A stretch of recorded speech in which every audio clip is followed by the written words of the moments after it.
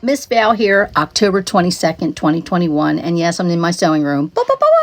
Anyway, walk with God's book today. Listen, pray in God's mind. You may ask for anything in my name and I will do it. John chapter 14:14. But really listen to this.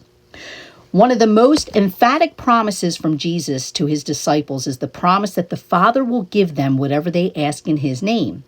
It is profoundly encouraging to believe that promise, but truly bewildering not to see it answered. We know the usual warnings given about such prayers. They must be according to his will. We must ask in faith. We must not harbor sin or bitterness in our hearts. We cannot pray selfishly. Still, we wonder why we don't always receive what we've asked for, even when, as far as we can tell, we've met all the prior conditions. Because James gives a prayer to pray that should come before all of our prayers. It is a prayer for wisdom.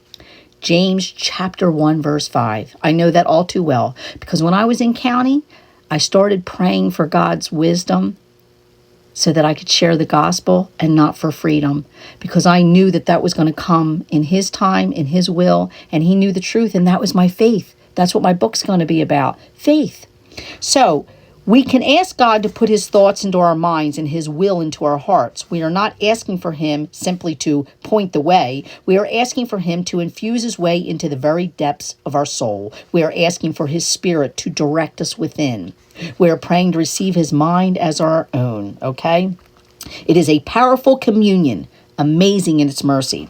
Do you pray with reservations, wondering if you are hitting or missing God's mark, holding your breath and crossing your fingers for his answer? It doesn't need to be that way.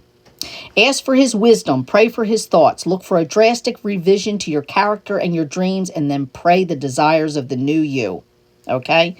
Listen, but over time you will see within yourself a blessed conformity to his purposes. Then you will know how to pray. God already knows what you need.